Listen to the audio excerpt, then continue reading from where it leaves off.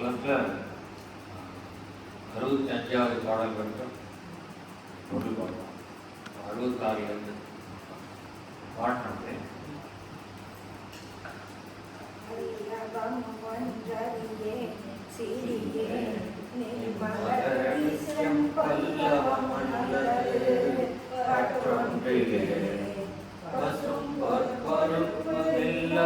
தம்முடன்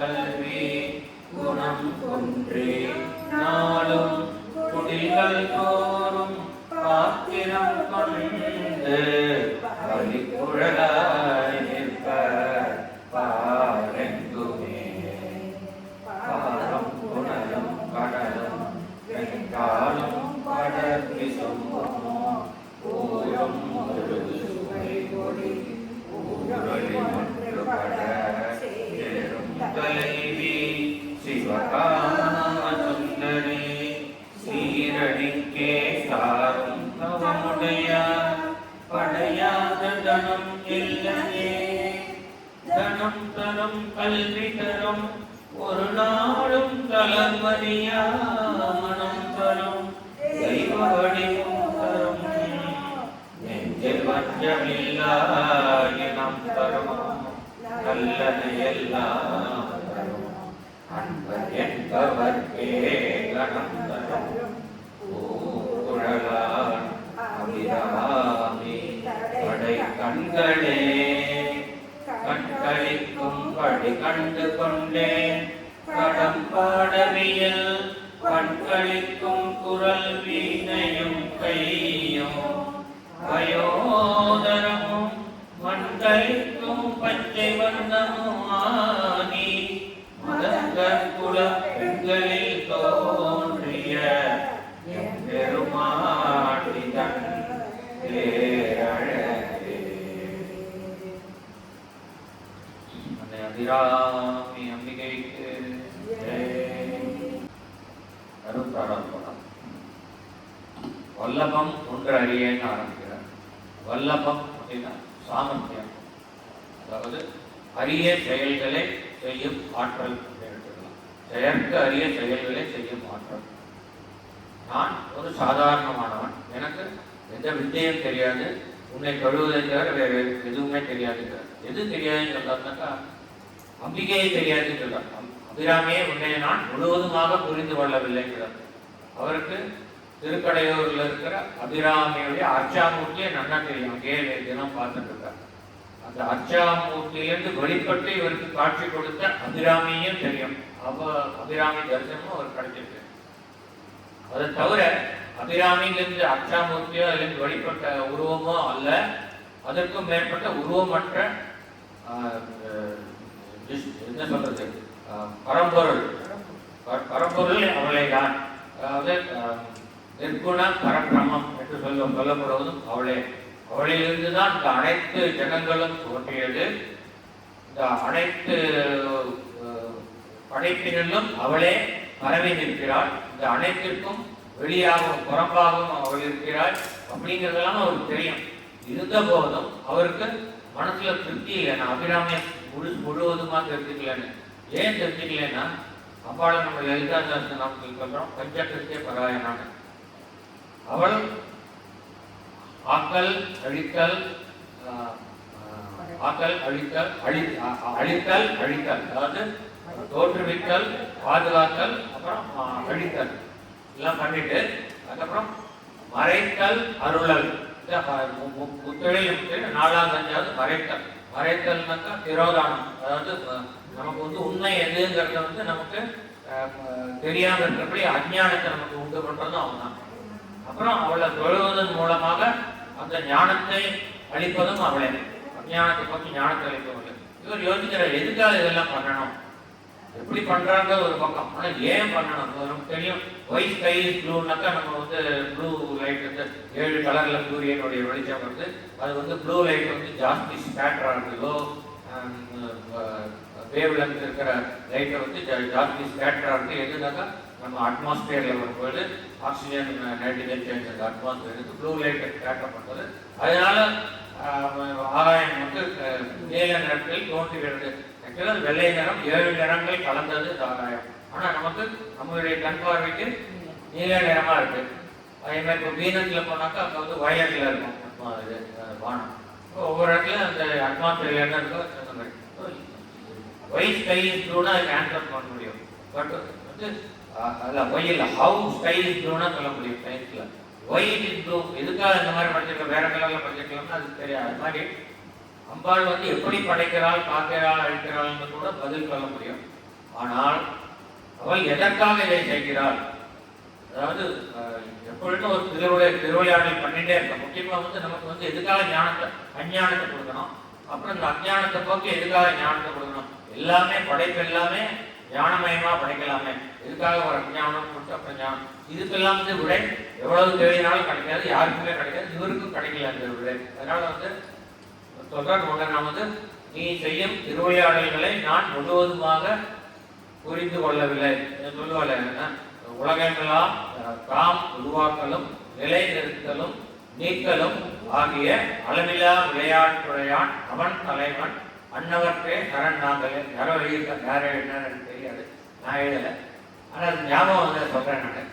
அந்த மாதிரி அம்பாள் வந்து இந்த பஞ்ச கிருத்தியங்களை பண்றது எதுக்காக பண்றாள். இப்போ வந்து இந்த கோணம் படைக்க போறதுக்கு முன்னாடி ஒண்ணுமே எம்டி ஸ்பேஸ் அந்த மாதிரி இருந்துக்கலாம். எதுக்காக இந்த கோணத்தை படிச்சா, எதுக்காக அழிக்கிறாங்க. ஒவ்வொரு மகா யுகங்கள வந்து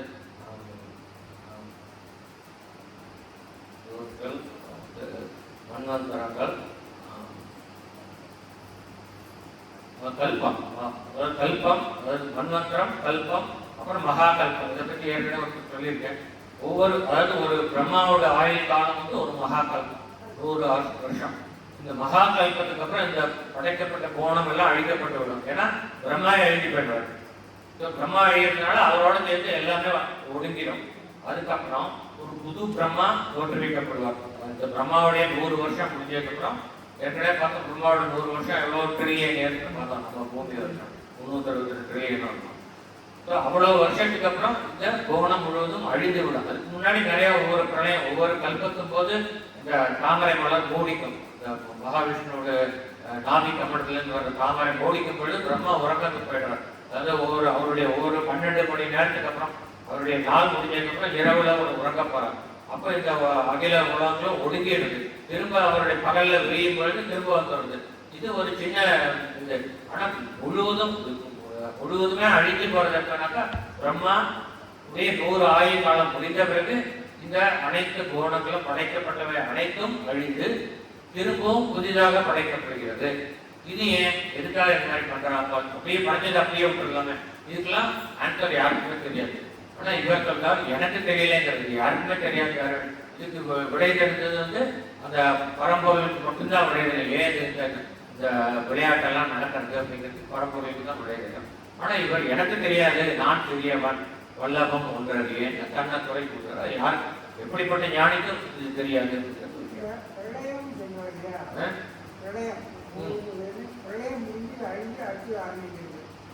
அதான் அந்த பிரளயத்துல தான் பிரம்மாவுடைய 12 மணி நேரத்துக்கு அப்புறம் பிரளயம். ஏன்னா வந்து எல்லாம் ஒடுங்கி விடுறது, ஆனா அழியறது இல்லை. அவருக்கு ஒரு தாமரை மலர் மூடிக்கிறது.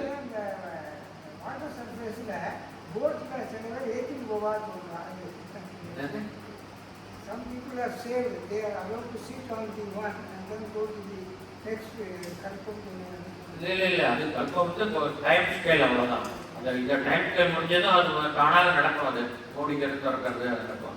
அப்புறம் பிரம்மா வந்து மகாவிஷ்ணு பரமசிவன் மாதிரி என்னென்னைக்கும் சாஸ்வதமாக இருக்கிறவர்கள் அவருக்கு ஆயுள் காலம் இருக்கு. அந்த ஆயுள் காலம் நம்ம டைம் ஸ்கேல் படி எவ்வளவோ ட்ரில்லியன் இயர்ஸ் இருக்கு. ஆனால் அந்த ஆயுள் காலம் முடிஞ்சதுக்கு அழிஞ்சிட்டார்.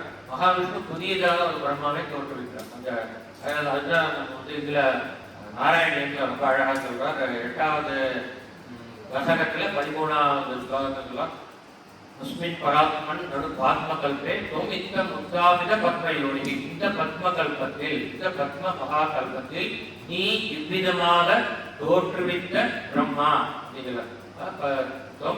முத்தாவித பத்மயோனி. பத்மயோனினா தாமரையை தனது பிறப்பிடமாக கொண்டவர். யாரு? பிரம்மா. யார் தோற்றுவிக்கிறார் தாமரையிலிருந்து? மகாவிஷ்ணு. அதனால குருவாயூரப்பனை சொல்லும் பொழுது இந்த பத்ம கல்பத்தில், இந்த பத்ம மகா கல்பத்தில் நீ இவ்விதம்னா அந்த அந்த தசகம் முழுக்க பிரம்மாவை எப்படி மகாவிஷ்ணு படைக்கிறான்னு சொல்லியிருக்கார். இது நிறைவான செயல், 13வது நிறைவானது. அதுல நீ மேல் சொன்னபடி பிரம்மாவை தோற்றுவித்தாய். அப்படிப்பட்ட மகத்துவம் வாய்ந்த உனக்கு எனது உடலில் இருக்கிற இந்த நோயை தீர்ப்பது ஒரு பெரிய காரியமா சொல்றார். முத்தாபித பத்மயோனி அனந்த பூமா, ரொம்ப கீர்த்தி வாய்ந்தவனே. மம ரோகராஜன் நிறுத்தி, என்னுடைய ரோகத்தை நீ நிறுத்தின அழித்து விடு. நிறுத்தி வாதாலய வாச விஷ்ணு, குருவாயூரில் இருக்கிற மகாவிஷ்ணு.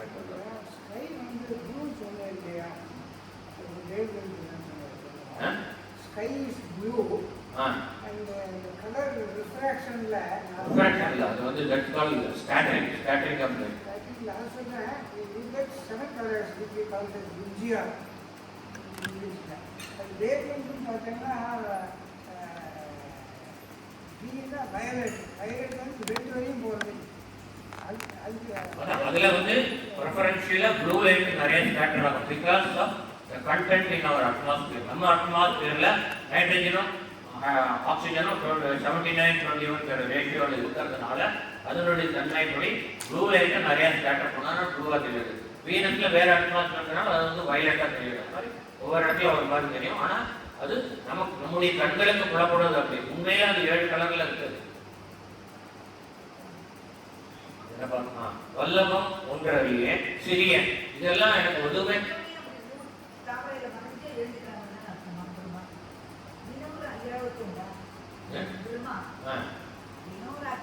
ஆமா, தினம் போன தடவை அதை பத்தி எக்ஸ்பிளைன் பண்ணேன் நான். அதாவது 12 மணி நேரம் நமக்கு 12 மணி நேரம் குளிச்சுட்டு 12 மணி நேரம் தூங்குறாங்க. நம்ம அப்படி இல்லை, நம்ம 8 மணி நேரம் தான் தூங்குறோம். அவர் கரெக்டா 12 மணி நேரம் பகல், 12 மணி நேரம் இரவு. அவருடைய இரவு போது அவர் தாமரைக்குள்ள ஒடுக்கும் போது அவரால் படைக்கப்பட்ட அனைத்தும் ஒடுங்கிவிடும். அப்போ நமக்கு ஒரு சின்ன பிரளயம், பிரளயம் ஒடுங்கி இருக்குமே ஒழிய கார்மெண்ட் லண்டன்ல எல்லாம் அந்த பனிக்காலத்துல இதெல்லாம் பச்சை பச்சையில் இருக்கிற செடி கொடிகள்லாம் அழிஞ்சு போன மாதிரி ஆயிடுது. அழியாது. அது பனிக்காலத்துல உறக்கம், பிரம்மா உறங்க போற மாதிரி, அப்போ இந்த அனைத்து உலகங்களும் உறங்குற மாதிரி அதெல்லாம் கார்மெண்ட் ஸ்டேட்டுக்கு போயிடும். அப்புறம் முடிச்சு இந்த ஸ்ப்ரிங் ஆரம்பிச்சோடனே எல்லாமே பூத்து கொடுக்க ஆரம்பிச்சிடும். அது மாதிரி தான் ஒரு எக்ஸாம்பிள் இருக்கு. அது மாதிரி இந்த குணங்கள் அனைத்தும் பிரம்மாவின் இரவு நேரத்தில் ஒடுங்குகின்றன. திரும்பவும் இருக்கும் பிரம்மாவோட 12 மணி நேரம் இரவு முடிஞ்சு பகல் வரும்போது திரும்ப எல்லாம் உயிர்பட்டுக்கிறது. அது அழிவு கிடையாது. இப்போ அழிவு பிரம்மாவோட 100 வருஷம் முடிஞ்சதுக்கப்புறம் மகாபிரளயம், அதுக்கு பேர் மகாபிரளயம். இது பிரளயம், அது மகாபிரளயம். அந்த மகாபிரளயத்துக்கு அப்புறம் இந்த பூமியெல்லாம் இருக்காதுன்னு அர்த்தம். புதுசா உண்டாகும், புதுதான். இதுதான் அவங்க சொல்ற திருவிளையாடல் வல்லபம் இருக்கிறதுன்னா இதெல்லாம் ஏன் நீ நடத்துற, படிச்சுட்டு அப்படியே விட்டுடலாமே. அதே மாதிரி எங்களை எல்லாமே நீ ஞானத்தரெல்லாம் படிச்சுக்கலாமே, எதுக்கு நீ அஞ்ஞானத்தை கொடுத்து திரும்ப ஞானத்தை கொடுக்குற?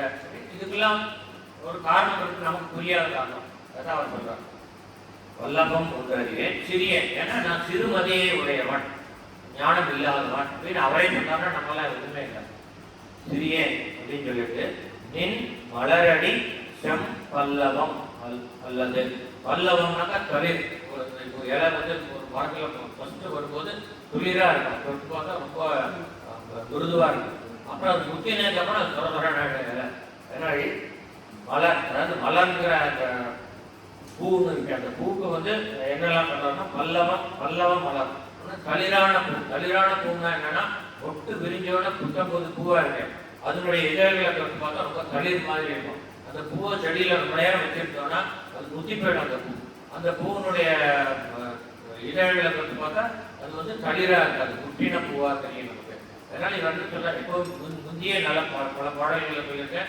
புதிய பூவினுடைய மகத்துவம் என்னென்ன, புது பூவால தான் நம்ம பகவான் அர்ச்சனை பண்றோம். நம்ம கடையில வாங்கி ஃப்ரிட்ஜில் வச்சு 4 நாள் வச்சு அர்ச்சனை வேற வழியெல்லாம் பண்ணிட்டு இருக்கோம். அது மாதிரி புது மலர், பல்லவ மலர்னா புது மலர், களிர் மலர்னு அர்த்தம். அப்ப அப்புறம் என்ன சொல்றார்? செம்பல்லவ மலர்கிறார். செம்னாக்கா ரெண்டு அர்த்தம் பார்த்தோம். செந்நிறம், சிவப்பு நிறத்தை உடைய மலர். இன்னொன்று செம்னாக்கா செம்மை.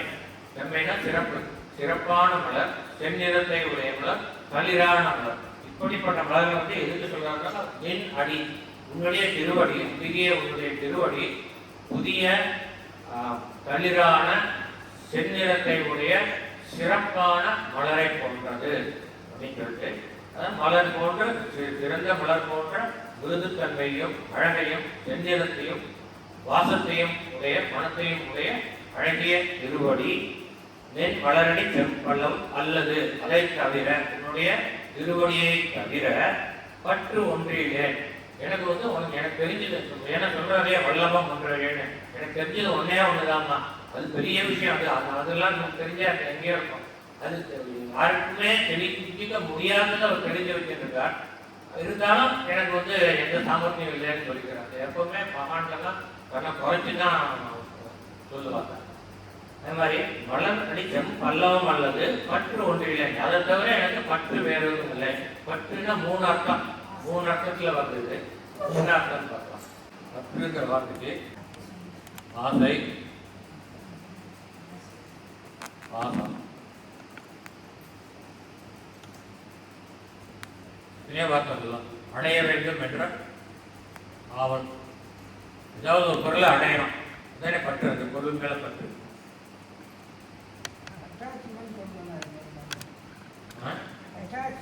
அதான் அடைய வேண்டும் என்ற எண்ணம். இப்படி எவ்வளவு வார்த்தை சொல்லலாம் தமிழ்ல.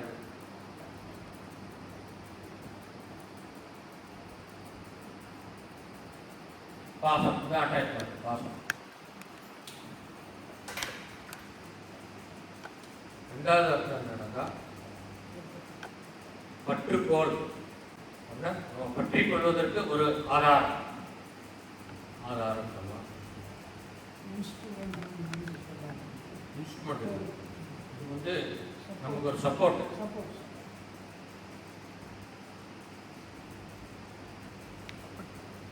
ஒரு பற்றுக்கோளாக இருப்பதுன்னு சொல்றோம். இப்போ உதாரணமா சீனியர் சிட்டிசன்ஸ் எல்லாம் மாடிப்படியில இறங்கணும்.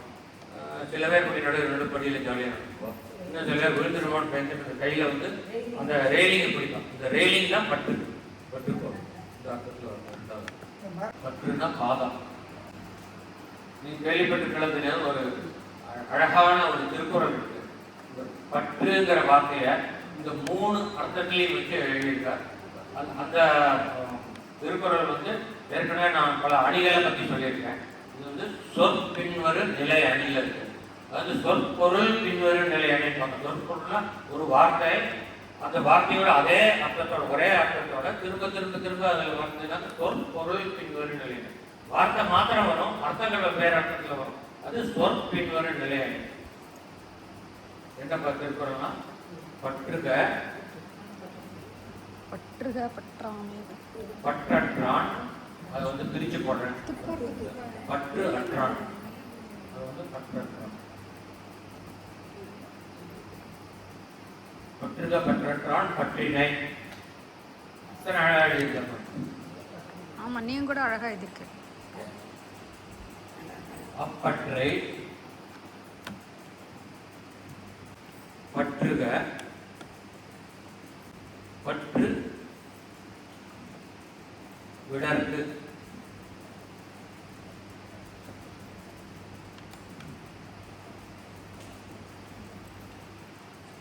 இதுல முதல்ல வர பற்றுகிறது இரண்டாவது அர்த்தம். பற்றுக்கோளாக பிடித்துக் கொள்ள வேண்டும். பற்றுகளை பிடித்துக் கொள்ளுன்னு அர்த்தம். நம்ம ரயிலுக்கு பிடிச்சிட்டு போறோம்லே அதை பிடிச்சுக்கிறது பற்றுக. பற்று அற்றான், பற்றுனா பாசம் ஆசை. அவருக்கு பகவானுக்கு என்னத்தை பாசம் ஆசை யார் மேல ஃபேவரட்னா அவனுக்கு அடைய வேண்டியதுன்னு ஏதாவது இருக்கா? பகவத்கீதையில சொல்லுவார் கிருஷ்ண பரமாத்மா, நான் அடைய வேண்டியது என்று எதுவுமே கிடையாது, இருந்தாலும் நான் காரியங்களை செய்து கொண்டிருக்கிறேன். இந்த கர்மா பண்றதுக்கு ஒரு வியாக்கியானம் சொல்லுவார். நான் ஏன் கர்மா பண்றேன், அந்த கர்மானால எனக்கு ஏதாவது அடையணுமா? தேவையில்லை. இருந்தாலும் நான் அது கடமை, மற்றவர்கள் நமக்கெல்லாம் கடமையை செய்யணுங்கிறது சொல்றதுக்காக வேண்டி அவர் அந்த கடமையை ஆற்றி கொண்டிருக்கார். அதனால பற்றற்ற அவனுக்கு எந்த ஆசையும் கிடையாது. அவன் அடைய வேண்டியது எதுவுமே இல்லைன்னா இந்த போனம் முழுவதும் படைத்தது அவனை. இந்த போனம் முழுவதும் அவனுக்கே சொந்தம். அவன் அனைத்திலும் இருக்கிறான். இதை தவிர அவன் அடைய வேண்டியதுன்னு என்ன இருக்கு? ஒன்றும் இல்லை. அடைய வேண்டியது ஒன்றுமே இல்லைன்னா நமக்கு ஆசை போயிடும். நமக்கே ஆசை பாசம்லாம் இருக்குன்னா நமக்கு அது வேணும் இது வேணும் அது அடையணும் இது அடையன்றதுனால ஆசை பாசத்தோடு இருக்கும். அவனுக்கு எதுவுமே தேவையில்லை, அனைத்தும் அவனுடையது. அதனால அவன் பற்று அற்றான். பற்று அற்றான்னா இறைவன் அர்த்தம். இந்த இடத்துல இருக்கிற பற்று வந்து முதல் அர்த்தம். நிஷ்காமிய கர்மா சொல்லலாமா? நிஷ்காமிய கர்மா. ஆமா, நிஷ்காமிய கர்மா. அதை பற்றி நிறைய பேசியிருக்கோம் முந்தின பாடங்கள்ல. இப்போ பற்றுக பற்று அற்றான், அதாவது பிடித்து கொள்ளுங்கள். எதை யாரை பிடிச்சிருக்குன்னா பகவான். பற்று அற்றான் பற்றினை. இந்த பற்றுங்கிறது மூணாவது பாதம். உங்களுக்கு புரியுதா? பிடித்துக் கொள்ளுங்கள் பகவானின் திருவடிகளை அப்படிங்கிறார். எதுக்காக பிடிக்கணும்? அப்பற்றை, அந்த திருவடியை பற்றுக இதே அர்த்தம். ரெண்டாவது அந்த பற்றை பற்றி கொள்ள வேண்டிய. எதுக்காக சொல்ற? எதுக்காகனா பற்று விடற்கு, நமக்குள்ள இருக்கிற பாசம் ஆசையெல்லாம் விடுவதற்கு. நம்ம உடனானாக்கா அந்த பாசம் ஆசை இல்லாத இறைவனுடைய திருவடியை பிடித்துக் கொள்வது ஒன்றே மார்க்கம் அப்படின்னு சொல்றாங்க. பற்று இது வந்து ஒன்னாவது. இப்ப இந்த பாட்டுல இந்த மூணு அர்த்தம் எப்படி வருது? பல்லவம் அல்லது அதாவது மின் மலரடி செம் பல்லவம் அல்லது. இங்கேயும் வந்து பற்று தான் சொல்லணும். பற்றுனாக்க மூணாவது அர்த்தம் பாதம் திருவடி. உன்னுடைய திருவடியே இல்லாமல் பற்று ஒன்றிலே. பற்றுனா எனக்கு உலகத்துல வேற எந்த ஆசையும் கிடையாதுமா. எனக்கு வந்து இந்த உலகத்தில் அந்த பொருள் வேணும் இந்த பொருள் வேணுங்கிற பொருள் ஆசையும் கிடையாது. எனக்கு மிகப்பெரிய பதவி வேணுங்கிற பதவி ஆசையும் கிடையாது. எனக்கு நிறைய புகழ் வேணுங்கிற புகழ் ஆசையும் கிடையாது. எல்லாமே மண்ணாசை பொண்ணாசை பெண்ணாசை எந்த ஆசையும் எனக்கு கிடையாது. பதவி மோகமும் கிடையாது, புகழ் மோகமும் கிடையாது. ஏன்னா எல்லாத்தையும் திறந்தாலும் புகழ் கடத்தை வந்து திறக்கிறதுக்கு சாமானியமாக மனசு வராது. எல்லாமே எனக்கு கிடையாது. எனக்கு வேண்டியது ஒன்னே ஒன்று, உன்னுடைய திருவடி. என்னுடைய ஆன்மா இந்த உடம்புலேருந்து கிளம்பினதுக்கப்புறம் நேரம் உன்னுடைய திருவடியை வந்து சரணடைய வேண்டும், வேற எதுவும் சொல்லக்கூடாதுங்கிற ஒரு ஆசை தான் இருக்குங்கிறாங்க. அதனால பற்று ஒன்றில்லை, வேறு எந்த ஆசையும் இல்லை.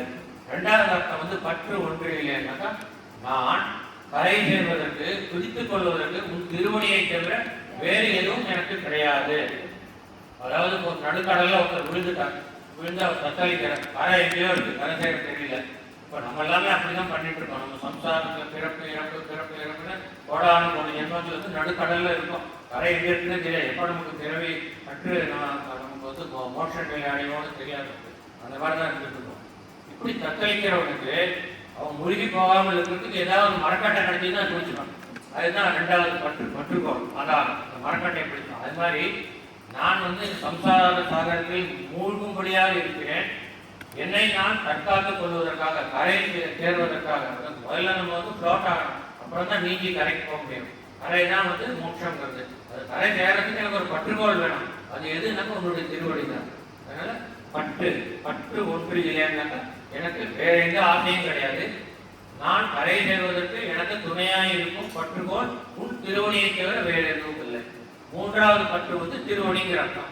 அதாவது மின் மலரடி செம் பல்லவம் அல்லது பற்று ஒன்று இல்லைன்னாக்கா உன்னுடைய நான் எனக்கு ஆதாரமாக இருக்கக்கூடியது உன்னுடைய திருவடி மட்டுமே, வேற எந்த திருவடியும் கிடையாது. மூணாவது அர்த்தம் வந்து பற்றுங்கிறதுக்கு திருவடின்னு அர்த்தம். உன்னுடைய திருவடி. முதல்ல வந்து மின் மலரடி செம்பல்லவம்னாக்கா உன்னுடைய திருவடி. அதை தவிர அது அல்லது பற்று ஒன்றில்லை, வேற எந்த திருவடியும் எனக்கு கிடையாது. வேற யாரையும் நான் அடைக்கலமாக சென்று அடைய முடியாது. ரொம்ப அழகா மூணு அர்த்தத்தையும் வச்சு ரொம்ப அழகாக எழுதியிருக்காரு. இப்படி நம்ம திருவள்ளுவர் எழுதினவரை அதே மாதிரி எழுதியிருக்கார். பசும்பொற் பொறுப்பு இது நிறைய தடவை பார்த்துருக்கோம். பசும்பொற் பொறுப்பு வில்லவர் தம்முடன் வீட்டிருப்பார்.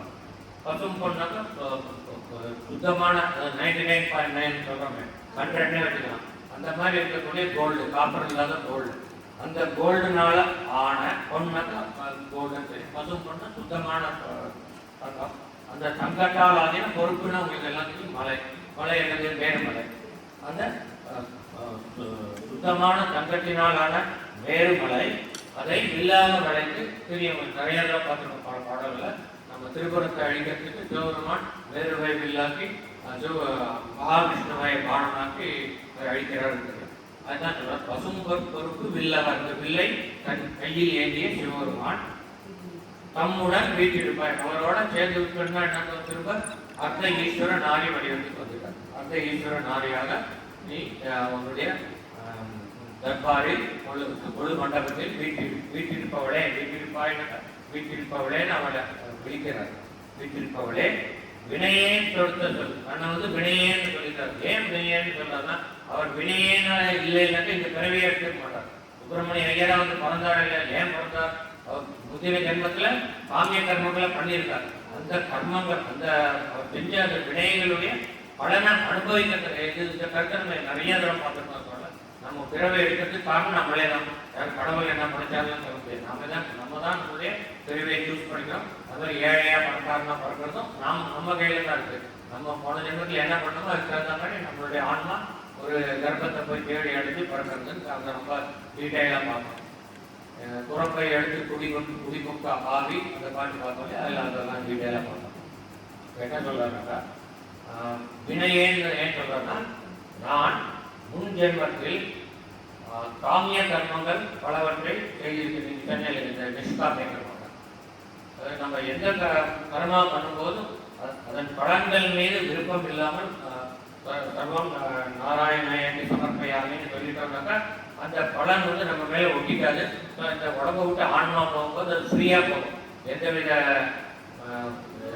பாவம் புண்ணியம் எதையுமே கொண்டு போகாது. ஏன்னா எல்லாத்தையும் நம்ம விட்டுட்டோம். அவன் பண்ணியிருப்போம், பாவம் பண்ணியிருப்போம், புண்ணியம் பண்ணியிருப்போம்னா எல்லாத்தையும் சமர்ப்பணம் பண்ணுறாங்க. இதனுடைய பலன் எதுவும் எனக்கு வேண்டாம் அப்படின்னு விட்டுட்டோம்னா ஆன்மா வந்து ஃப்ரீயாக போகும்போது அதுக்கு இன்னொரு பிறவை எடுக்க வேண்டிய அவசியம் இல்லை. எதுக்காக பிறவை எடுக்கணும்? அந்த காமிய கர்மங்களால் அந்த வினைகளை செய்யும் பொழுது அந்த வினைகளின் பலன்களை அனுபவிக்க வேண்டும் என்பதற்காக பிறவை எடுக்கிறோம். அதனால இவர் வந்து வினையே அப்படின்னு சொன்னாக்கா நான் முன் பிறவியில் செய்த வினைகள் காரணமாக இந்த ஜென்மத்தில் நான் ஒரு மனித பிறவியை எடுத்திருக்கிறேன் அப்படிங்கிறதுக்கு அர்த்தம். தெரியுமா? அதெல்லாம் சொல்லிதான் சமர்ப்பையாமே. வினையே தொடுத்த சொல். வினையேனாகிய நான் தொடுத்த சொல்னாக்கா சொற்களால் தொடுத்த இந்த பாமாலை, இந்த அபிராமி என்றாதி எழுந்தோம். பூக்களால் தொடுத்த அது பூமாலை, பாக்களால் தொடுத்தா பாமாலை. வினையே தொடுத்த சொல் நான் தொடுத்த பாக்களால் தொடுத்த இந்த பாமாலையாகிய அபிராமி என்றாதி என்னும் நூல் அவமாயினாக்கா வீண் சொற்களால் ஆயினும். ஏன்னா அவர் எப்பவுமே தன்னை குறைத்து தான் சொல்லி வருவார். நான் அற்புதமான நூலை படித்தேன்னு சொல்ல மாட்டார். இது வந்து அவன் சொற்களால் காணப்போவதிலும், அதாவது இதில் சொற்பிழை அப்புறம் வந்து பொருள் பிழை எல்லாம் இருக்கும், இலக்கண பிழையும் இருக்கும். எல்லாம் அவன் சொல்லிக்கிறான். ஆனால் நமக்கு தெரியும் இது எந்த சொற்குற்றமும் கிடையாது, பொருள் குற்றமும் கிடையாது, இலக்கண பிழையும் இதில் எதுவும் இல்லை, நமக்கு தெரியாது படிக்கும். ஆனால் அவர் சொல்கிறார் இதில் எவ்வளோ சொற்பிழை இருக்கலாம். ஆனால் நான் வந்து இந்த சமயத்தில் முன்னையே நான் நினச்சிட்டு நான் இந்த அரிதட்டத்தில் இருக்கும்போது எனக்கு என் மனதில் வந்த வார்த்தைகளை வச்சு நான் பாடுறேன். அதனால் இதில் எவ்வளோ பிழைகள் இருக்கலாம். நான் உட்காந்து யோசிச்சு இலக்கண சுத்தமாக யோசிச்சு எழுதலை, பிழைகள் இருக்கலாம். அதனால் வந்து அவமாயினும் இதில் சொற்பிழை இருக்கும், பொருள் பிழை இருக்கும், அப்புறம் கருத்து பிழை இருக்கும், அந்த இலக்கண பிழையும் இருக்கும். அப்படி இருந்தாலும் கூட இதில் இருக்கிற இந்த பொயட்டிக் எரர்ஸெல்லாம் நீ விட்டுட்டு உன்னுடைய திருநாமங்களாக நீ ஏற்றுக்கொள்ள வேண்டும். ஏன்னா இதை நான் முழுக்க பக்தி பூர்வமாக உனது திருநாமங்களால் நிரப்பி எழுதும் ஒரு நூல். ஆகையினால் இதில் குறைகள் இருந்த போதிலும் நீ இதை உனது ஸ்தோத்திரமாக ஏற்றுக்கொள்வது உனது உனக்கு கடமையாகும் அப்படின்னு சொல்ற. இது வந்து நான் தப்பு இருக்கலாம், அதை பற்றி நீ கவலைப்படாத. நான் வந்து ரொம்ப சுத்தமான மனசுல பக்தி பூர்வமா உனக்கு எழுதியிருக்கேன். அதனால நீ இதை வந்து ஸ்தோத்திரம் எடுத்துக்கோ. ஸ்தோத்திரம்னு நம்ம எல்லா சம்ஸ்கிருதத்துக்கு சொல்லுவோம். தமிழ்ல வந்து கிறிஸ்துங்கிற வடமொழியை விட்டுட்டு ஸ்தோத்திரம்னு சொல்லுவாங்க. ஸ்தோத்திரமே வருது. அடுத்ததுல ரொம்ப அழகா சொல்றார். நம்ம வந்து மூன்று கரணங்கள் என்ன? மனம், வாக்கு, கலை. இந்த மூன்று கரணங்களாலும் எப்பொழுதும் அபிராமியை துதித்துக் கொண்டிருக்க வேண்டும். அப்படி மூன்று கரணங்களாலும் ஒரு நிமிடம் ஒரு க்ஷணம் போது கூட அபிராமியை மனதில் வைக்காதவர்கள் அவர்களுக்கு என்னெல்லாம் நடக்கும்னு ஒரு லிஸ்ட் போட்டு கொடுக்குறாங்க. இப்போ இதுக்கு அர்த்தம் பார்க்கலாம். ஸ்தோத்திரம் செய்து, ஸ்தோத்திரம்னா நம்ம அபிராமி என்றால் ஒரு ஸ்தோத்திரம் மாதிரி. இந்த ஸ்தோத்திரத்தை எப்படி பண்ணுவோம்? இது கண்ணால் பார்க்கணுமா? இல்லை, வாயால் சொல்லுவோம். ஸோ வாக்கு, மனம், வாக்கு, காயம் அப்படிங்கிற மூன்று கரணங்கள். அந்த மூன்று கரணங்களை எப்படி உபயோகிக்கிறோன்னு பார்க்கலாம். ஸ்தோத்திரம் செய்து, அதாவது உன்னுடைய பெருமைகளை வாயினால் பாடி, வாயினால் ஸ்தோத்திரம் செய்து, தொழுது, தொழுது கையால் காணணும், சாஸ்தாங்க நமஸ்காரம். அதுக்கு என்ன பண்ணுறோம்? மெய் உடம்பை யூஸ் பண்ணுறோம். வாயை யூஸ் பண்ணி ஸ்தோத்திரம் பண்ணுறோம். அப்புறம் உடம்பை உபயோகித்து தொழுகிறோம். தொழுதல்னாக்கா எல்லாரும் நடக்கும். கையால் தொழுது நமஸ்காரம் பண்ணுறோம். தொழுது மின் போலும் மின் தோற்றம் ஒரு மாத்திரை போலும் மனதில் வழியாக இருக்கும். மனம் வந்துருக்கு. வாக்கு, காயம், மனம், அந்த முக்காரணங்களும் வந்துருக்கு. இதுக்கு அர்த்தம் பார்க்கணும். மின் தோற்றம், அதாவது மின் போலும் மின் தோற்றம், அம்பாளுடைய தோற்றத்தை மின்னலோட கம்பேர் பண்ணுறாங்க. ஆகாயத்தில் தோற்றம் மின்னல். இது வந்து ஏற்கனவே சொல்லியிருக்கோம். இது வந்து 3 விதமான அர்த்தங்கள் பார்க்கலாம். எண்ணத்தினால மின்னலோட கம்பேர் பண்ணுறாங்க. மின்னல் ஆகாயத்தில் தோன்றும் போது ஒரு கீற்று, சின்ன கீற்றாக தோன்றும். அது மாதிரி அம்பிகையின் இடை மிக மிக சிறியது. மின்னல் கொடின்னு சொல்ல சின்ன ஒரு கோடு மாதிரி இருக்கும் மின்னல். இந்த மாதிரி ஒரு கோடு போன்ற இடுப்பை உடையவர். இதை வந்து நம்ம ஏற்கனவே பார்த்தோம். அவ்வையாற்றெடுத்தோம். இந்தி துருங்குதல் கட்டீர் கழகம். ரொம்ப மிக அழகான அம்பிகை. அவருடைய இடை அந்த இலக்கணப்படி சுருங்கி இருக்கிறது. மின்னல் கொடி போன்று பெரிதாக இருக்கிறதுன்னு ஒரு அர்த்தம். அது என்ன, இது தோட்டத்தை பற்றி அம்பாண்டு தோட்டம் திருப்பேற்படுவாங்க. மின்னல் போன்று சிறுத்தை இடையுடையவர். அப்புறம் மின்னல் தோன்றும் போது ஆகாசத்தில் பிரகாசம் உண்டாகுது, ஜோதி ஸ்வரூபமாக இருக்கு. அது மாதிரி நீ எனக்கு என் முன் தோன்றும் பொழுது உன்னை நான் ஜோதி ஸ்வரூபமாக பிரகாசமாக கண்கள் பூசும்படியாக உன்னை நான் காண்கிறேன். அதனால மின்னலோட கம்பேர் பண்ணுறோம். 3வது, மின்னல் தோன்றிச்சுன்னா ஒரு செகண்ட் தோன்றி மறைஞ்சிடும், அங்கேயே நிற்காது. அது மாதிரி நீ என் முன் தோற்றம் அளிக்கும் பொழுது எனக்கு தோற்றம் அளித்து மறைந்து விடுவாய். அப்படிங்கிறதுனால மின்னல்கள் தோற்றம் அளித்து நிலையாக நின்றது ராமகிருஷ்ண பரமஹம்சர்.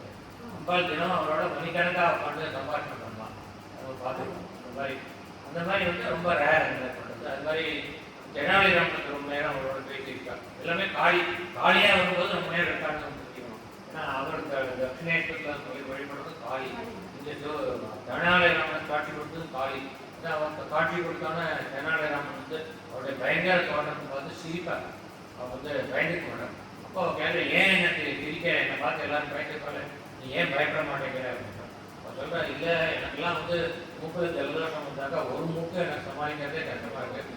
1000 மூக்கு வச்சுருக்கேன், நீ 1000 முகத்தோட தோட்டம் 1000 மூக்கு வச்சுருக்கேன், ஜலதோஷம் வந்துன்னா என்ன பண்ணுவேன், எப்படி நீ சமாளிப்பேன்னு யோசிச்சேன். அதனால தான் சிரிப்பு வந்துருக்கான். அதனால வந்து அவனுக்கு வேலை அப்படின்னு பேர் இருக்கு. ரொம்ப ஆக்கியமாக நீ பேசுறேன். அப்புறம் அவர் வேலை கவிதைகள் நிறைய சொல்ல வந்ததுனாக்கா அவருக்கு நிறைய நேரம் அவரோட சம்பாதிக்கணும். மற்றபடிக்கு மின்னல் போல் தோன்றி மறை போல் மின் போலும் மின் தோற்றம். அப்படிப்பட்ட உன்னுடைய தோற்றத்தை ஒரு மாத்திரை போது, ஒரு மாத்திரைனா ஒரு செகண்ட், எப்படி மின்னல் வந்து ஒரு செகண்ட் தோன்றி மறையாதோ அந்த நேரத்துக்கு கூட, மின்னல் தோன்றி மறையும் நேரத்துக்கு கூட தன் மனதில் உன்னை நினையாதவர், உன்னுடைய தோற்றத்தை தன் மனதில் தரித்து வழிபடாதவர்கள், தன் மனதினால் வழிபடாதவர்கள், தன் வாயால் உன்னை தோத்திரம் செய்யாதவர்கள், தன்னுடைய மெய்யினால் உன்னை தொழாதவர்கள், தன் மனதினால் உன்னை நினைக்காதவர்கள். அப்படிப்பட்டவர்கள் ஒரு மாத்திரை பொழுதும் உன்னை நினைக்காதவர்கள். அவர்கள் என்ன ஆகும்னா வன்மை, குலம், கோத்திரம், கல்வி, குணம் குன்றினா குறைந்து குறுகி. அப்படிப்பட்டவர்களுக்கு இந்த ஜென்மத்திலேயே அவளுக்கு எவ்வளவு பெரிய செல்வம் தரல, எவ்வளவு நல்ல குலத்தில் தோன்றியிருந்தாலும் கொஞ்சம் கொஞ்சமா குறைஞ்சி போயிடும்.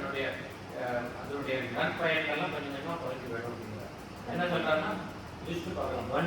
வன்மைனாக்கா உதாரணமா நாவன்மை, பேசக்கூடிய திறன், சிறப்பாக பேசக்கூடிய ஒரு ஆற்றல்.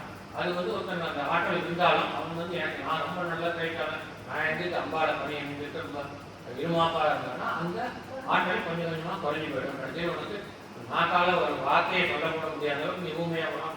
எப்படி ஊமையை வந்து பெரிய கவிஞர் ஆகிறணும். காளிதாசன் மூக்க கவி வந்து பெரிய கவிஞர் ஆகிறான். காளிதாசன் ஊமை இல்லை, ஆனால் அறிவு இல்லாதவன், அவனை வந்து பெரிய கவிஞர் ஆகிறான். மூக்க கவியை வந்து மூக்க பஞ்சத்தின்னு ஒரு பெரிய நூலை எழுதுகிற அளவுக்கு அற்புதமான கவிஞர் சொல்றாங்க. அந்த மாதிரி நல்ல ஒரு கவிதைத்துவம் இருக்கக்கூடியவன ஊமையாகக்கூடிய வல்லமை உனக்கு உண்டு. அதனால வன்மை, நாவன்மை. 2வது உடல் வன்மை, உடல் வலிமை, உடல்ல இருக்கிற வலிமை, அதாவது நல்ல ஆரோக்கியமான உடம்பை வந்து ஆரோக்கியம் இல்லாதபடி ஆகிவிடும். இந்த மாதிரி அம்பாடம் துதிக்காதவர்களுக்கு அந்த மாதிரி பார்க்க முடியும். 3வது வந்து வன்மைனாக்க வள்ளல் தன்மை, அதாவது தனக்கு இருக்கிறதெல்லாம் மற்றவர்களுக்கு கொடுத்து மகிழது.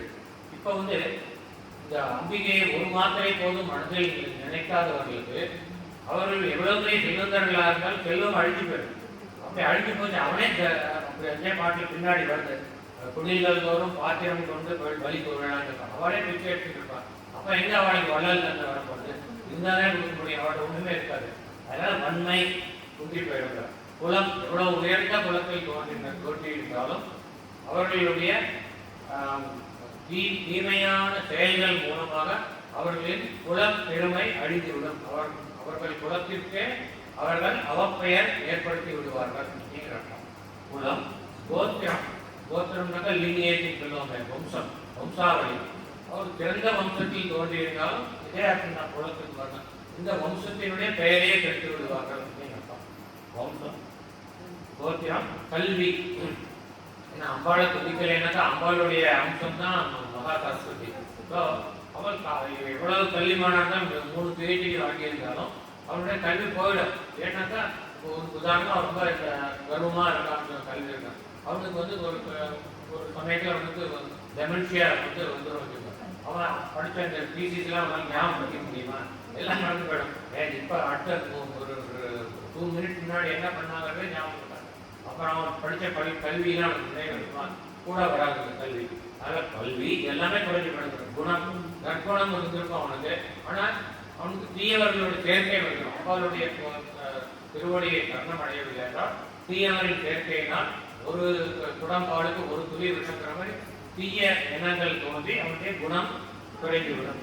இவையெல்லாம் இன்றி நாளும் தினந்தோறும் குடில்கள் தோறும் வீடுகள் தோறும் பாத்திரம் கொண்டு பிச்சை பாத்திரத்தை எடுத்துக்கொண்டு, அதாவது திருவோடு சொல்றாங்க, அந்த திருவோடை ஏற்றி கொண்டு பலிக்கு பிச்சை எடுக்கிறது. பலிக்கு உழண்டு மனம் உழன்ற பிச்சை எடுக்கும் போது ஈகோ எவ்வளோ ஹட்டாகுங்கிறது பிச்சை எடுக்கிறோம்னு தெரியும். ஸோ அதெல்லாத்தையும் இது பண்ணி தன்னுடைய தன்மானத்தை எல்லாம் பிடித்து பிச்சை எடுக்கிறாங்க. வரியில் சாப்பாடு அடுத்த வேலை சாப்பாடு இல்லைன்னா உடம்புல உயிர் இருக்காதுன்னு தெரியும். அந்த மாதிரி ஒரு வறுமை நிலைக்கு தள்ளப்படுவார்கள் அப்படிங்கிறாங்க.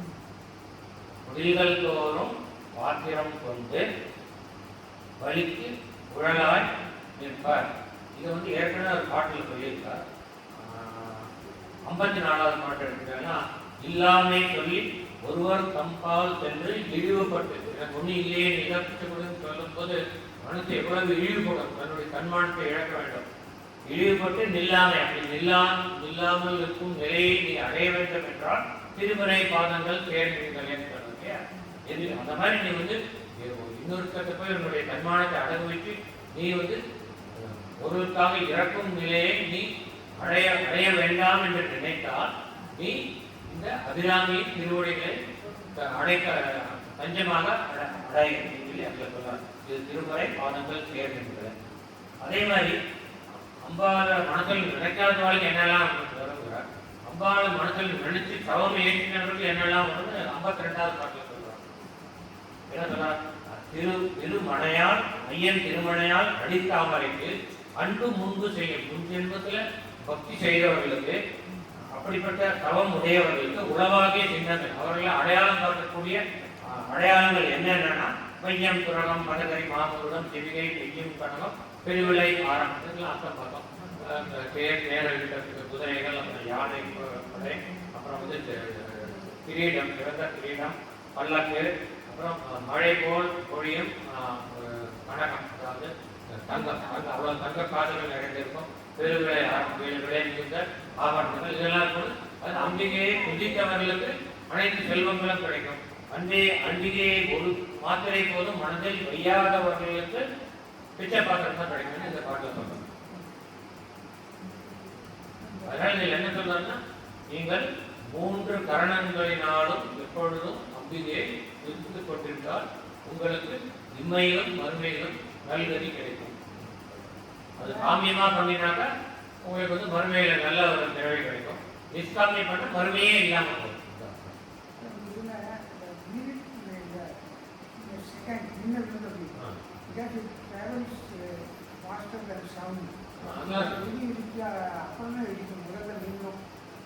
மனசு இருக்கு இல்லையா, it travels pastor than light. America போயிட்டு வந்துடுவாங்க. பாத்திரம் பழிக்கு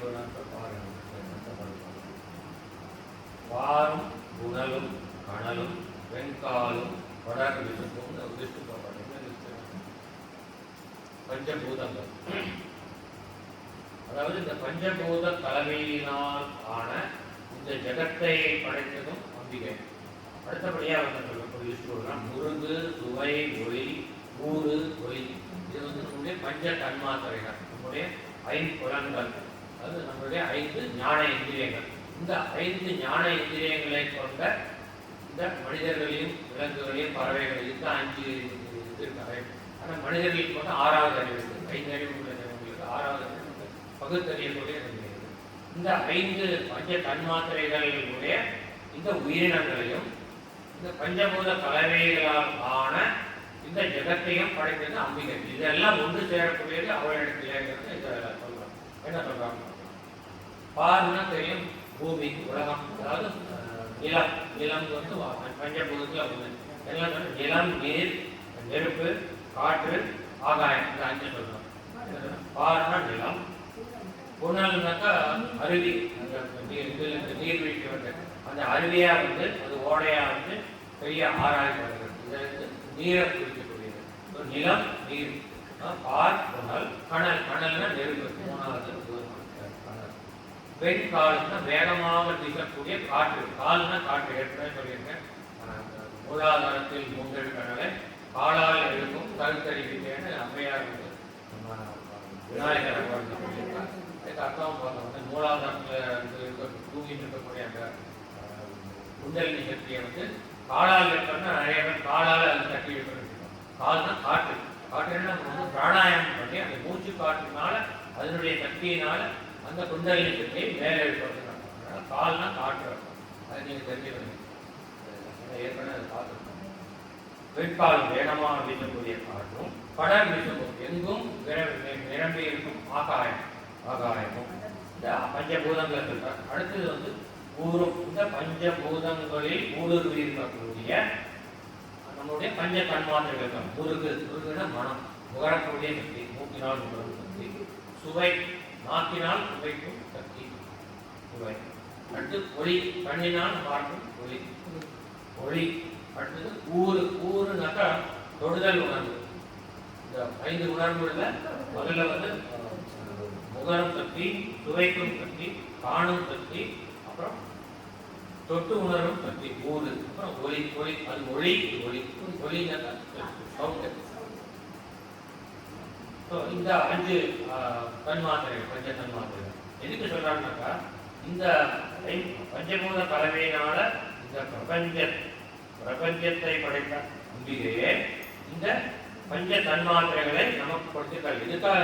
இந்த பஞ்ச தன்மாத்திரைகள் இல்லை என்றால் இந்த பஞ்சபூத கலவையான இந்த ஜெகத்தை நம்மால் புரிந்து கொள்ள முடியாது. இந்த நினைச்சுக்கு போல ஒரு கண்ணு பார்வை கிடையாது, காதில் கேட்காது, வாயால் சுவைக்க முடியாது, தொட்டு உணர முடியாதுன்னா நம்ம இந்த ஜெகத்தை ஏதாவது ஒரு இப்போ வந்து பார்வை அற்றவர்கள் எடுத்துக்கிறோம். அவளுக்கு வந்து பார்வை இல்லைனாலும் அவளுக்கு உணர முடியும். உலகத்தை என்னென்ன பொருள் அப்படின்னா, இப்போ நீங்கள் ரோட்டில் பார்த்தீங்கன்னா அவள் பார்வையற்றவர்கள் நடக்கும்போது கையில் குச்சியை தட்டிகிட்டே போகும். தட்டிட்டு போனால் ஒரு தட்டுற சத்தம் வருது, அதை அவளுக்கு காதும்.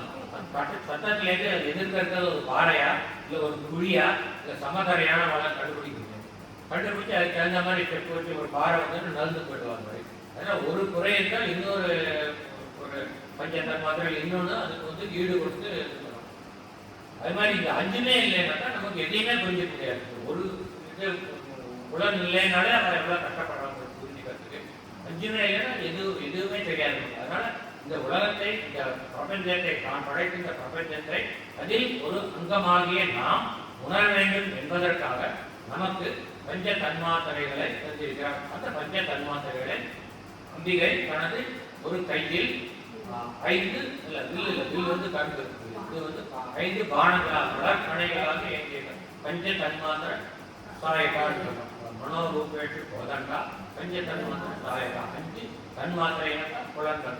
5 நம்முடைய தன்மாத்திரைகளை பானங்களாக கையில் ஏந்தியவர் சொல்றார். அதே மாதிரி பாரும் குணலும் கணலும் வெங்காலும் படர் வீசும் ஊரும் உருகு சுவை ஒளி ஊரொளி ஒன்றுபட, இது எல்லாமே ஒன்று சேரும்படியாக எந்த சேரும் ஒன்றுபட சேரும் தலைவி, அந்த எல்லாமே அவங்ககிட்ட தான் போய் ஒழுங்கிறது கொடுப்பார். அதுமாதிரி இந்த வரிசைப்படுத்தியதுல ஒரு அழகாக பார்க்கணும். என்னன்னாக்கா முதல்ல என்ன சொல்றான், பாருங்கிற பூமி, அந்த மண்ணு, அந்த மண்ணுக்கு வந்து இந்த முன்னாடி என்ன சொன்னா மூக்கால கூட மனம். இந்த பூமி வந்து இப்போ ஒரு நல்ல ஒரு விவசாயம் ரொம்ப அந்த இந்த மணலினுடைய அந்த மண்ணினுடைய தன்மையெல்லாம் உணர்ந்தோம். அவன் பண்ணை கட்டிட்டு ஒரு இடத்துல கொடுத்து ஒரு ஒரு நிலத்தில் கூட்டிட்டு போய் அவங்க நிற்க வச்சு அங்கே மழையை பெய்ய வச்சாங்க. அந்த மழை துளி கொஞ்சம் துளி வந்த உடனே அந்த மண்ணிலேருந்து ஒரு வாசனை வரும், அதுக்கு மண் வாசனைன்னு சொல்லிட்டு. அந்த மண்ணை நம்ம உணர்றது இந்த வாசனை மூலமா, இந்த வாசனையினால அந்த விவசாயி சொல்லுவான், இது வந்து கரிசல் மண், இது களிமண், இது செம்மண், இது வண்டல் மண். அவனுக்கு வந்து பாகுபடுத்தி சொல்ல முடியும். ஏன்னா அந்த வாசனையை உணர்ந்து அவன் சொல்ல முடியும், இது எப்படிப்பட்ட மண்ணுன்னு சொல்ல முடியும். அதனால இந்த பாருங்கிற அந்த பூமியை உணர்றதுக்கு நமக்கு தேவையானது மனம், அதாவது மனத்தை நுகரும் சக்தி.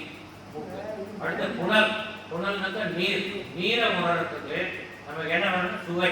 ஏன்னா இப்போ வந்து தண்ணியை வந்து கண்ணால் பார்த்தா தெரியும் தண்ணின்னு, ஆனால் தண்ணி மாதிரியே தோற்றத்தை உடைய திரவங்கள் நிறைய இருக்கு. கெமிஸ்ட்ரி லேபில் போனால் ஒரு 100 கெமிக்கல்ஸ் இருக்கும். தண்ணி மேலே பார்த்தா மாதிரி போட்டாங்க, இந்த ஒயிட் வினிகர்னு இருக்கும், பார்க்க தண்ணி மாதிரி தான் இருக்கும். ஒரு தண்ணி எங்கிட்ட எடுத்து அவங்க எரிஞ்சு போட்டு போடலாம். அதனால அதை வந்து நம்ம தண்ணி தானே தெரிஞ்சுக்கிறதுக்கு அது ஒரு சொட்டை எடுத்து நாக்கில் வச்சுட்டா தெரியும். அதனால வந்து சுவை வந்து புனல், இப்படி கனெக்ட் பண்ணிக்கிறோம். முருகுங்கிறது பாரு, சுவைங்கிறது புனல். மூணாவது ஒளி, அது வந்து கணல், அது வந்து நெருப்பு. ஏன்னா வந்து நெருப்பை வந்து நம்ம எப்படி தெரிஞ்சுக்கணும், கண்ணால் பார்த்தா தொழில் விட்டு எப்படின்னு தெரிஞ்சுக்கணும். இல்லை சாம்பல் கொடுத்துருந்தா கூட அது ஊதினாக்கா அதுக்குள்ள கண்ணல் இருக்கும், தெரிஞ்சுக்கணும். நெருப்பு வேற எதுவும் தெரிஞ்சுக்கலாம். நல்லா கொழுந்து விட்டு எரியுமோ கையை விட்டாக்கா தெரியாது நெருப்பு, முட்டி கை விட்டு போகும். ஆனால் நம்ம யாரும் அந்த மாதிரி பண்ண மாட்டோம், ஏன்னா நமக்கு கண்ணால் பார்த்தாலே நெருப்புன்னு தெரிஞ்சுக்க முடியாது. அதனால ஒளி வந்து கண்ணலுக்கு சொல்றாங்க. அடுத்தபடியே ஊர் வந்து வெக்கால், அதாவது வேகமாக வீசக்கூடிய காற்று வந்து தொடுதல் உணர்ச்சி மூலம் தெரிஞ்சுக்க முடியும். ஏன்னாக்கா காற்று அடிக்கும்போது நம்ம உடம்புல காற்று வீட்டு சம்மரில் வந்து ஈவினிங்ல காற்று இருந்ததுன்னா இன்னைக்கு நல்லா காற்று வீடு இருக்கு, எல்லாம் பார்க்க போகலான்ட்டு கிளம்பி போகிறோம். ஏன்னாக்கா அந்த காற்று நம்ம மேலே தோல் மேலே படும் பொழுது ஒரு குளிர்ச்சியான உணர்வு உண்டாகுது. ஏன் அந்த காற்றுனால குளிர்ச்சி உண்டாகுது, அதுக்கு ஒரு சயின்ஸ் என்னன்னா, அந்த காற்று குளிர்ச்சி, காற்று வந்து ambient temperature atmosphere temperature 32 degree 32 டிகிரிலாம் காற்று இருக்கும். ஆனால் நம்ம மேலே படும்போது அது குளிர்ச்சியாக உணரும், ஃபேனு தண்ணியில் போனால் குளிர்ச்சியாக வரும். ஏன்னா நம்ம உடம்புல இருக்கிற அந்த துவாரங்கள் இருக்கு, அந்த தோல் இருக்கிற துவாரங்கள் வந்து எப்பவுமே வேர்வை துளிகள் இருக்கும். நம்ம கண்ணுக்கு புலப்படலைன்னா வேர்வை துளிகள் இருக்கும். அந்த வேர்வை துளிகள் மேல காற்று வரும்பொழுது அந்த வேர்வை துளிகள் எப்பவுமே வந்து வேப்பரைட் ஆகிட்டு இருக்கும்.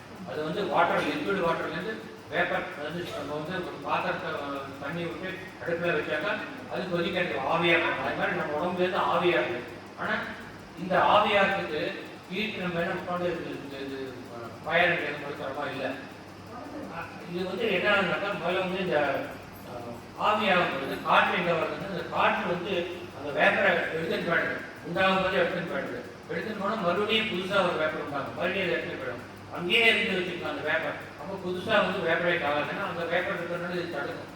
காற்று வந்து அது தூக்கினே போயிட்டு இருக்கிறதுனால புதுசாக வேர்வை துளியிலிருந்து அந்த வேப்பர் உண்டாகிறதுனால அந்த வேப்பர் உண்டாகிறதுக்கு ஏற்கனவே நம்ம பாத்திரத்துக்கு தண்ணியை சூடு பண்ணி ஸ்டீம் ஆகணும்னா நமக்கு ஹீட் சப்ளை பண்ணணும். ஸோ இப்போ இந்த வேர்வை வந்து வேப்பரேட் ஆகணும்னா ஹீட் சப்ளை பண்ணணும். ஹீட் எங்கேருந்து வந்து நம்ம உடம்புலேருந்து வரும். நம்ம உடம்புல வந்து ஹீட் இருக்கிற வரைக்கும் தான் இது உடம்பு மனிதனுக்கு பேர். இந்த ஹீட்டு போயிடுச்சு வச்சுக்கோ, மூச்சு காற்று போயிடுச்சுன்னா உடம்புல ஹீட்டு போயிடும். ஹீட்டு போயிடுச்சுனாக்கா என்ன பண்ணுவோம், குளிர்ந்து இருக்கும் உடம்பு. இந்த உடம்பு குளிர்ந்து போச்சு, இது ரொம்ப ஹீட்டு கொடுக்கலாம்னு சொல்லி ரொம்ப ஹை டெம்பரேச்சரில் இருக்கிற பர்னர்ஸ் மட்டும் போட்டுருவோம். கேஸ் பர்னஸாக இருக்கும், ஒரு எலக்ட்ரிக்கல் பர்னஸாக இருக்கும், ஒரு கன்வெர்ட்டர் மட்டும் போட்டுருவோம், நிறையா சூடு வரும். அதனால் அந்த குளிர்ந்து போனால் அதை வந்து சூடாக்கிடும். மற்றபடி உடம்புல சூடு இருக்கிற வரைக்கும் தான் உயிர் இருக்கு, மூச்சு காற்று போயிருக்குன்னு அர்த்தம். அதனால சூடு இருக்கிறனா அந்த சூடு வந்து இந்த வேர்வை துளியை வேப்பரைஸ் பண்ணுறதுக்கு அது ஹெல்ப் பண்ணுறது. அந்த வேப்பரைஸ் பண்ணுறதுக்கு எவ்வளோ ஹீட் வேணும், அந்த கால் லேட்டன்ட் ஹீட் ஆஃப் வேப்பரைசேஷன். அதுக்கு நான் ரொம்ப சென்சிட்டிவ் பண்ணணும். அந்த லேட்டன்ட் ஹீட்டை பாடி சப்ளை பண்ணுறதுனால பாடியிலேருந்து ஹீட் லாஸ் ஆகும். ஹீட் லாஸ் ஆச்சுன்னா என்ன அர்த்தம், கோல்டு கெயின் ஆகுதுன்னு அர்த்தம். -into ப்ளஸ் மற்றபடி மேட்ச்சில் அது மாதிரி loss of heat gain of cold. அப்போ உடம்பு வந்து கோல்டு ஃபீலிங் கொடுக்குறோம், காற்று வீசும்போது குளிர்ச்சியாக இருக்குது. அதனால் இந்த காற்றை உணர்வது நம்முடைய தொடுதல் உணர்வு. ஸ்கின்ல வந்து இருக்கக்கூடிய இந்த உணரக்கூடிய தொடுதல் உணரக்கூடிய அந்த சக்தி தான் காற்று இருக்குன்னு நமக்கு காமிக்கிறது. ஏன்னா காற்று கண்ணுக்கு தெரியாது, ஒளியினால தெரிஞ்சிக்க முடியாது, வேற எதுனாலையும் தெரிஞ்சிக்க முடியாது, தொடுதல் மூலம் தான் தெரிஞ்சிக்க முடியும். ஏன்னா சுவாசிக்கிறோம் காற்று, ஆனால் நமக்கு சுவாசிக்கிற காற்று நம்ம சுவாசிக்கிறது உணர்வு நமக்கு கிடையாது. அதனால ஊறு வந்து வெண்கால். அடுத்தது ஒலி, கேட்கக்கூடிய இது சப்தம். இப்போ நான் வந்து பேசிட்டு இருக்கேன், இப்போ என்னுடைய தொண்டையிலேருந்து ஒரு வார்த்தை வருது, இப்போ உங்கள் காதில் நான் பேசுறது உங்கள் காதுக்கு கரெக்டாக வந்து சேர்றது. எப்படி வருது? காது பக்கத்தில் நான் வந்து கரெக்டா இல்லை, காதை தொட்டு ரெக்கார்டு இல்லை. ஆனால் ரெண்டுக்கு நடுவில் ஒரு மீடியம் இருக்கு. என்ன மீடியம் இருக்குன்னா ஃபஸ்ட்டு ஸ்பேஸ் இருக்கு, இந்த ஸ்பேஸ் மூலமாக ட்ராவல் ஆகுது. ஆனால் இது எம்டி ஸ்பேஸ் இருந்தால் வேக்யூமாக இருந்தால் sound cannot travel in vacuum, whereas light can travel in vacuum. அதனால சூரியன்லேருந்து வெளிச்சம் நமக்கு வருது. ஏன்னா வழியில் வந்து அட்மாஸ்பியர்லாம் கிடையாது, வேக்யூம் தான் இருக்குது. ஸ்பேஸில் வேக்யூம் இருக்குது. பூமி கிட்ட வந்தோம்னா அட்மாஸ்பியர் இருக்குது, ஒரு சர்டன் டிஸ்டன்ஸ் வரைக்கும் தான் அட்மாஸ்பியர் இருக்குது. அந்த அட்மாஸ்பியருக்குள்ளே தான் காற்று இருக்குது. அதனால லைட் வந்து வேக்யூமில் ட்ராவல் பண்ண தெரியுது. ஆனால் அந்த ஸ்பேஸில் உண்டான சத்தத்தை வந்து நம்ம காதால் கேட்க முடியாது. இடி முழக்கெல்லாம் நம்ம அட்மாஸ்பியருக்குள்ளே வருது, அதனால கேட்க முடியாது. அதனால தான் வந்து இப்போ நாசா மாதிரி இஸ்ரோ மாதிரி இருக்கிற அந்த ஆராய்ச்சியாளர்கள்லாம் என்ன பண்ணுறாங்கன்னாக்கா அவுட்டர் ஸ்பேஸில் வந்து ஏதாவது லைஃப் இருக்கா, வேற இதில் டெரஸ்ட்ரியல் தவிர வேற இடத்துல வந்து உயிரினங்கள் இருக்கா, அதுலேருந்து ஏதாவது சவுண்டு கிளம்புறதான்னு தெரிஞ்சுக்கிறதுக்கு அவர் ரேடியோ சிக்னல்ஸ் வந்து ட்ரேஸ் பண்ணுறாங்க. பூமியில் வந்து அந்த இஸ்ரோலாம் வந்து ரேடியோ சிக்னல் ட்ரேசிங் கொண்டு இருக்கும். அதுலேருந்து கண்டினியூஸாக மானிட்டர் பண்ணிருப்பாங்க இந்த ரேடியோ சிக்னல் ஏதாவது வேற உயிரினத்துக்கு வரக்கூடியதாங்க. அதனால் வந்து இந்த வேக்யூமில் வந்து சவுண்டு ட்ராவல் பண்ணாது. அதனால் ரேடியோ சிக்னல் வந்து ஸ்பேஸில் ட்ராவல் பண்ணி நம்ம ஸ்பேஸ் ஸ்டேஷன்லேருந்து வெளியே ஸ்பேஸ் நீங்கள் பார்த்துட்டு நிறையா இருக்கும் டிவியில் காமிச்சப்பா ஸ்பேஸ் ஸ்டேஷன்லேருந்து க்ரூ வெளியே வந்து ஏதாவது போட்டு முடிக்கிட்டு ஒரு ரிப்பேர் பண்ணிட்டு இருக்கான். அவள் வந்து அந்த இடத்துல தொங்கிட்டு இருக்கான். அப்போ ரெண்டு பேர் இருக்கிறாங்கன்னா ரெண்டு பேருக்குள்ள கம்யூனிகேஷன் பண்ணோம்னா இவன் பேசுறது நான் காது கேட்டேன். ஏன்னா அங்கே காற்று இல்லை, மீடியம் இல்லை போட்டுங்கன்னா. இப்போ நான் வந்து பேசுறேன்னாக்கா இந்த வார்த்தை வந்து உங்களுக்கு காதுக்கு எப்படி வரணும்னாக்கா இந்த வார்த்தை வந்து அதிர்வு உண்டாக்குறது. இதில் காற்றுல அதிர்வு உண்டாக்குது. That is called wave. அந்த வேவ் சவுண்டு வேவ் வந்து காற்று மூலமாக ட்ராவல் பண்ணும். என்ன ஸ்பீடில் ட்ராவல் பண்ணால் இப்போ நம்ம பேச்சு வந்து காற்றில் ட்ராவல் பண்ணுற ஸ்பீடு வந்து ஒரு செகண்டுக்கு ஒரு வினாடிக்கு 1125 அடி தூரம் போகக்கூடியது. இப்போ நீங்கள் எங்கிட்ட ஒரு 5 அடி தூரத்துக்கு தான் இருக்கேன். இப்போ ஒரு செகண்டில் 1100 அடி போகணுன்னாக்கா உங்களுக்கு வந்து ஃப்ராக்ஷன் ஆஃப் செகண்ட் ஆகும். அதனால நான் பேசுகிற அதே நேரத்தில் உங்களால் கேட்க முடியாது. அதனால் இந்த ஒலி, அதாவது சொல்றது ஒலி, அதாவது வார்த்தைகளுக்கு, அதாவது சவுண்டு சப்தத்தை வந்து நமக்கு வந்து எப்படி உணர்ந்துக்க முடியும்னாக்கா வந்து காற்று வேணும். காற்று மூலமாக தான் அது பரவுது, ஸ்பேஸில் பரவுது. அதனால் ரெண்டையும் எடுத்துக்கணும்.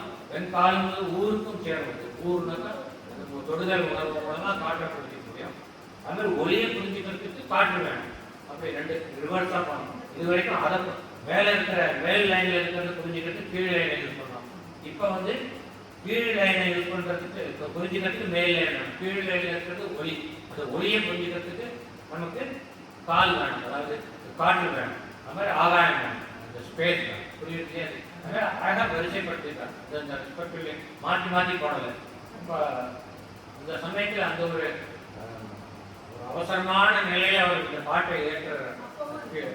அப்போ வந்து இவ்வளவு அழகாக திங்க் பண்ணி பண்றார்.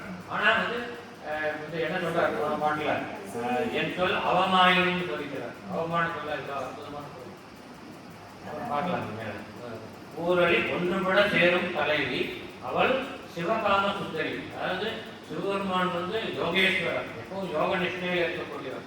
காமங்கிறது ஒரு உடம்புல புகாத, ஒரு மனதில் புகாத ஒன்று. அப்படிப்பட்ட சிவபெருமானே காமத்தில் ஆழ்த்தக்கூடிய அற்புதமான அழகுடையவர் சிவகாம சுந்தரி. சிவகாம சுந்தரி அவளுடைய சிறப்பான திருவடிக்கே சீரடிக்கே சாரும், அவருடைய சிறப்பான திருவடிக்கே தஞ்சமடையும் தவமுடையாருக்கு மனப்பக்குவம் உள்ளவர்களுக்கு படையாத தனமில்லை. அவர்களுக்கு கிடைக்காத செல்வம் என்பது ஒன்றுமே இல்லை. எல்லா செல்வங்களும் அவர்களுக்கு கிடைக்கும். மழை முடியும்னா is attributed to the presence of actinomyces. Actinomyces side ரொம்ப போக வேண்டாம். ஏற்கனவே நிறைய சைட் போகிறேன். என்ன சைட் வேண்டாம்? மண்ணிலேருந்து வாசனை வரல, அவர் தெரிஞ்சு தான் பண்ணணும்.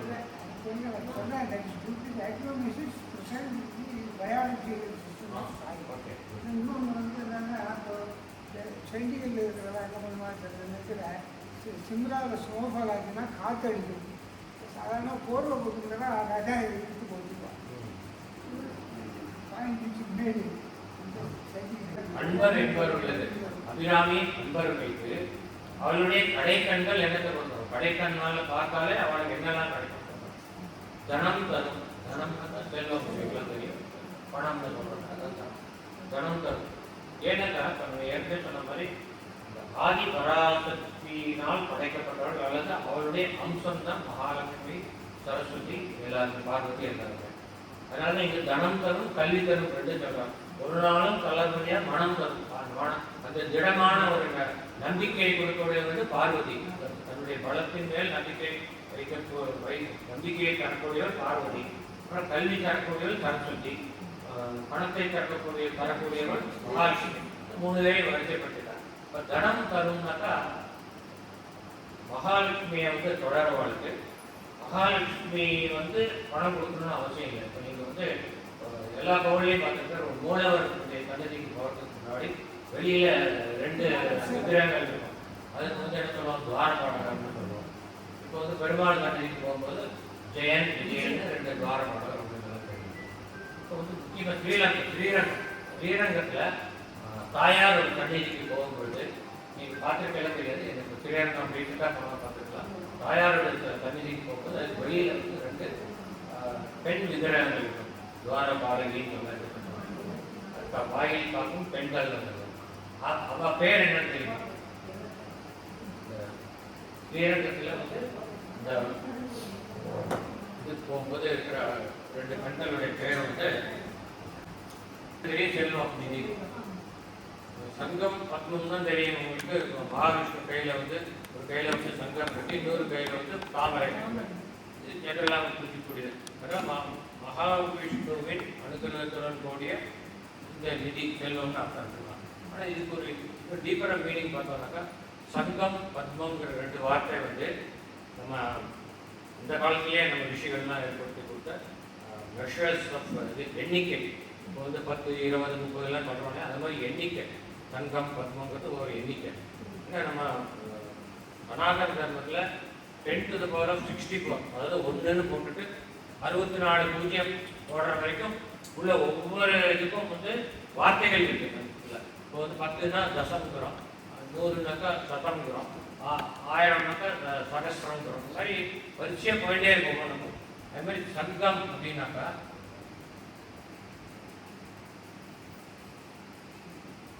சங்கங்கிறது ஒரு எண்ணிக்கை. 10 to the power of 30. 1 போட்டுட்டு 13 பூஜ்ஜியம் போடணும். அப்புறம் பத்மம்னாக்கா 10 to the power of 12. இதுக்கு இப்போ இங்கிலீஷில் ஒரு வார்த்தை இருக்கும். சம்ஸ்கிருத வார்த்தையெல்லாம் வந்து மனப்பாடம் ஆகாது. இங்கிலீஷ் வார்த்தை தான் மனப்பாடம் ஆகும். 10 to the power of 12 வந்து trillion. 10 power 6 million, 10 power 9 billion, 10 power 12 trillion. So எதுக்காக அந்த எண்ணிக்கைகளோட விதியை சேர்த்தானா இந்த 2 பேரே போகிறோம். நீ அம்பாளை போய் நீ மகாலட்சுமியோட கருணை உனக்கு வர வேண்டாம். நீ மகாலட்சுமி கோவில் போனோம்னு நீ மனதில் நினைச்சாலே அந்த முதல்ல வாயில் காப்பான 2 பேர் இருக்கல, அவளை நீ பார்த்தாலே அவளே உனக்கு கொடுத்துருவா. இவ்வளோ பொற்காசால கொடுத்துருவா அப்படிங்கிற அர்த்தம் இருக்கு. சங்கநிதி, பத்மநிதி போன்ற அவ்வளவு மகத்தான செல்வங்களை கல்வி தரும். சரஸ்வதி கடாட்சம் கலைகளையும் கற்றுக்கொள்ள முடியும். ஒரு நாளும் தளர்வழியாக மனது எவ்வளவு கஷ்டமான ஒரு சூழ்நிலை வந்தாலும் மனம் தளர்ந்து போகாத நிலை, சேர்ந்துள்ள ஊக்கமுள்ள மனம். தெய்வ வடிவும் தரும். தெய்வ வடிவுனாக்கா தேஜஸ். அம்பாளுடைய தோற்றம் பாடி பாடி அவர்கள் மனத்தில் நினைத்து தவம் செய்து அவர்களை பார்த்தாலே அந்த ஒரு கையெழுத்து போடுறாங்க, ஒரு தேஜஸ். அதுதான் நம்ம வந்து கஷ்ட சித்திகளில் பார்த்து ஈசித்தோம்னு ஈசித்தோம்னா அந்த தேஜஸ் வசீகரம். அனைவரையும் வசீகரிக்கக்கூடியது. இப்போ நான் பேசுறேன்னா ஒரு 10 பேர் தான் வரேன், வசீகரிக்க முடியாது. ரொம்ப நல்லா பேசக்கூடியவங்க 1000 பேர் வசீகரிக்கக்கூடியவங்க. சில பேர்ல பகவானை பற்றி சொல்லிட்டே இருந்தா சாநித்தியம் அதனால ஒரு நாள் தெய்வ வடிவம் தரும். அப்படிப்பட்ட அற்புதமான தேஜஸ் வசீகரம் ஈசித்துவத்தை கொடுக்கக்கூடியது. நெஞ்சில் வஞ்சமில்லா இனம் தரும். இனம்னாக்கா நட்பு, உறவு, அதெல்லாம். அவ நம்மகிட்ட பேசும்போது வெளிப்படையா பேசுவாங்க. ஏன்னா அம்பாள் நம்மளை ப்ரொடெக்ட் பண்றாங்க. அதனால நம்ம ஒரு பால் இதில் கிராப் பண்றதுக்கு விட மாட்டோம், நம்ம காப்பாற்றிடுவோம். நம்ம யாரும் ஏமாற்ற முடியாது, வஞ்சனையா பேசி சூழ்ச்சியா பேசி ஏமாற்ற முடியாது சொல்லி காப்பாற்றுவோம். அதனால நெஞ்சில் வஞ்சமில்லாத இனம் தரும். இதுதான் ராமலிங்க உள்ளகாலத்தில் உள்ளொன்று வைத்து புறமொன்று பேசுவார் உறவு பலவாமை வேண்டும். இந்த உறவு தான் இனம்னாக்கா உறவு. நம்முடைய உறவு நட்பு எல்லாமே நல்லவர்களாக இருப்பார்கள், வஞ்சனை இல்லாதவர்களாக இருப்பார்கள். அந்த அனுகிரகத்தையும் அம்பாள் தருவார்கள். நெஞ்சில் வஞ்சமில்லா இனம் தரும், நல்லன எல்லாம் தரும். உலகத்தில் என்னென்ன நல்லது இருக்கோ அதெல்லாம் தரும்னு ஒரு அர்த்தம். இன்னொரு அர்த்தம் என்னன்னா, நாம் என்றென்றும் நல்லவர்களாக வாழ்வதற்கு நமக்கு என்னென்ன மனப்பக்குவம் வேண்டுமோ அதையெல்லாம் தரக்கூடியவர்கள் அம்பிகை. நம்மை என்றும் நல்வழியில் நடத்தி செல்லக்கூடியவர்கள் ஒரு அழகான அர்த்தம். பொதுவான அர்த்தம் நல்லெண்ணெய் எது நல்லா இருக்கும், ஒரு நல்ல ஒரு கார், பெஸ்ட்டு கார் கொடுத்துரும், பெஸ்ட்டு பங்களா கொடுத்துரும், அப்படி நம்ம அர்த்தம் எடுத்துப்போம். இந்த மாதிரி அர்த்தம் தான். நம்ம இன்றைக்கும் நல்வழியில் செல்வதற்கு நமக்கு அனுகிரகம் செய்வோம். அதற்கு தேவையான குணங்களை தருவார். அதற்கு தேவையானபடி ஒரு சத்சங்கத்தை நமக்கு அமைத்து கொடுப்பார். தீயவர்களின் வழியில் செல்லாமல் காப்பார். ஒரு குடம்பாளுக்கு ஒரு துளி விஷம் கேட்டேன், அந்த மாதிரி ஒரு துளி விஷம் கூட நம்மிடம் கலக்காதபடி நம்மை தடுத்து ஆட்கொள்வாள்.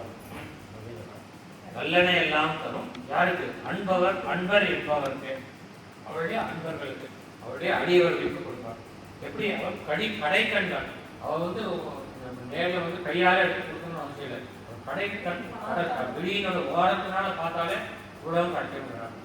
எப்படிப்பட்ட அம்பாள்னு சொல்றார்? கணம் தரும் பூங்குழலால் அபிராமி. கணம் தரும் பூங்குழலாக பூக்களை நிறைய சூடின அதாவது கூந்தலை உடையவர். அந்த கூந்தல் எப்படி இருக்குன்னா மிக அடர்த்தியாக இருக்கிறது, கீழ் கால் வரைக்கும் போயிருக்குன்னா அந்த சங்ககால இலக்கியத்தில் பாடியிருக்கார். அவர் பெண்களுடைய அழகை வர்ணிக்கும் போது இல்லை, காதளவோடிய கண்கள், காலளவோடிய கூந்தல் அப்படின்னு. கண் விசாலமான விசாலாட்சின்னா ரொம்ப நீட்டமான கண்களை உடையவங்க அழகின்னு இருக்காங்க. அதனால கண்ணுக்கு அழகு விசாலாட்சியா இருக்காது.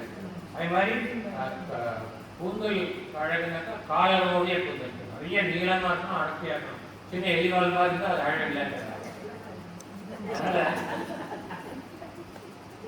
கணம் தரும் பூங்குழலானாக்கா அவருடைய கூந்தல் மிகுந்த கனமுடையது. ஒரு சின்ன கூந்தல் அதை எக்ஸாம்பிளுக்கு சின்ன அதை கட் பண்ணி நம்ம போட்டோம்னா அது ஒரு 5 கிராம் கூட வராது.